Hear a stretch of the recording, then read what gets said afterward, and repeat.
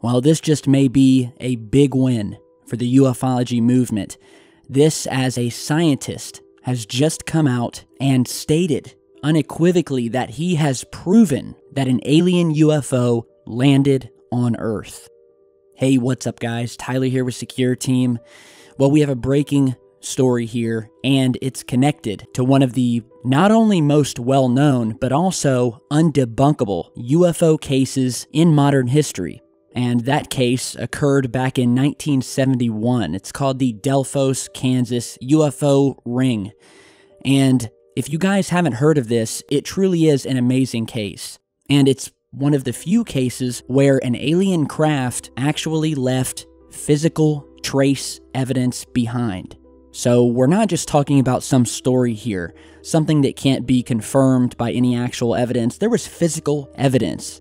And what happened was, there was a 16-year-old boy by the name of Ron Johnson who was outside of his house with his dog tending to the family sheep when he suddenly witnessed a mushroom or saucer-shaped craft descending out of the sky. The object was described as being metallic and having multicolored lights wrapping around it. It hovered around 75 feet away among some trees and was estimated to be maybe a few feet off the ground, hovering. He estimated the size of the craft to be about 8 feet in diameter. And so, obviously stunned by what he was seeing, he of course tried to get a closer look. But I guess this craft and the lights around it were so bright that he couldn't really make out any details. But what he did say was that the craft was making a loud sound that was similar to what he described as, quote, like an old washing machine that vibrates.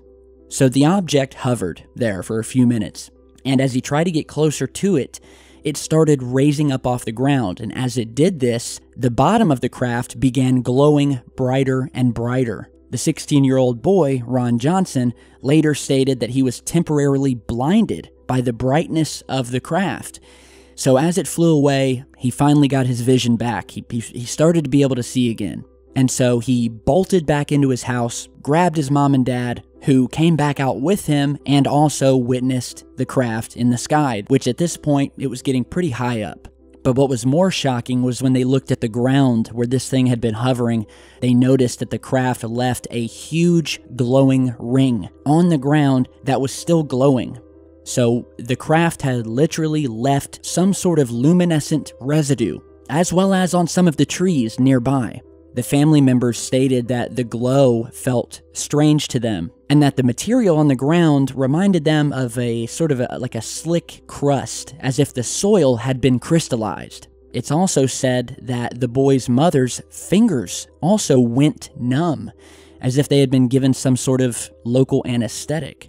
So they settled down for the night, and as soon as dawn broke, they came back out with their Polaroid camera.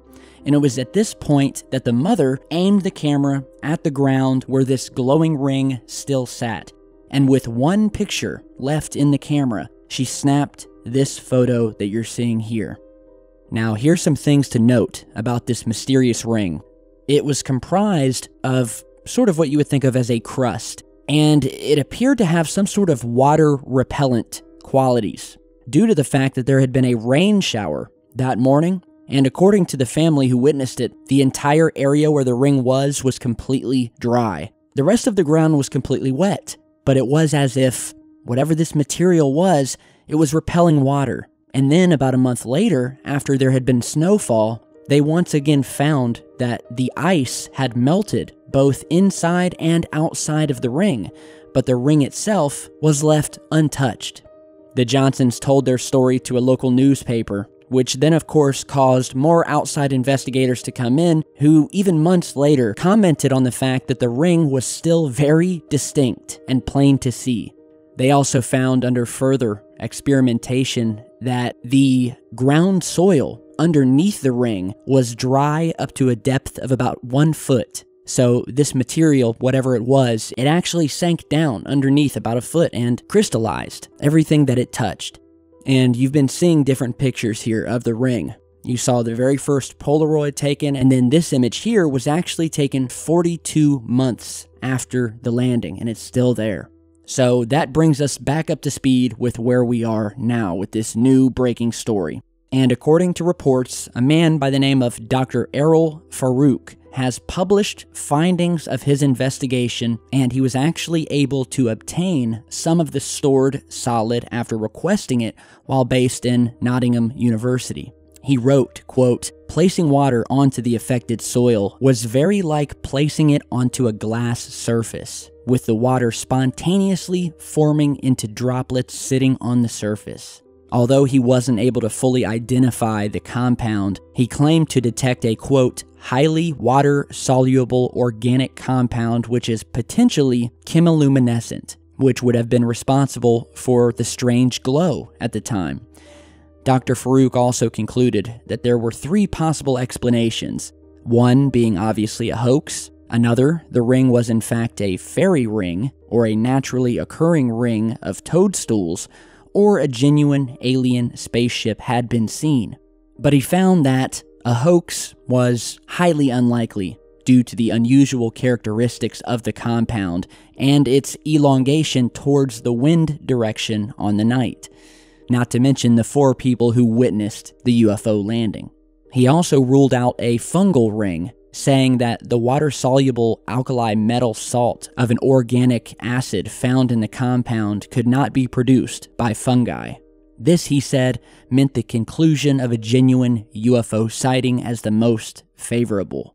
He further said, quote, "A picture begins to emerge as to what possibly happened that evening. The hovering object of presently unknown origin appears to have contained within its periphery an aqueous solution of an unstable compound whose likely sole function would be light emission. Some of the solution was deposited into the ground while the object positioned itself under a tree, possibly to avoid observation from the air. Once enough of this solution was deposited, the object departed, after which the Johnson family approached the ringed area." Now, it's also said that a lot of what is in Dr. Farouk's book is based largely on a scientific research paper that he wrote for a publication in a number of scientific journals, but apparently this publication was rejected. Dr. Farouk stated that although his report deals with the physical and chemical evidence as required, he was told that he was investigating a, quote, "inappropriate subject matter." And, this goes back to a common denominator in many of these physical trace evidence UFO sightings, where you will have this scorched earth. A lot of the times you will have these strange rings that emit radiation, and in some cases like this, leave a very strange chemical residue that further crystallizes the soil and is made up of an unknown material. All of this detailed analysis can be found in the book put out by Dr. Farouk. It's called The Compelling Scientific Evidence for UFOs, and you can actually find it on Amazon. There's a Kindle version you can download, as well as a paperback copy, which is about $12. So, of course, if you have the means, I would definitely read it. I'm actually in the middle of reading it myself. So this is a very interesting case, and as I said at the beginning, it's never been debunked. And the government, along with its army of trolls, do not want you guys to know that. And if you're still on the fence, and maybe you're a little bit skeptical about the existence of aliens, well, I urge you to read up on this specific case and other cases like it, and I guarantee you will have your eyes opened. So thank you guys for stopping by today, and check back soon because I've got a lot more coming. So we'll see you back here in a bit, and stay safe.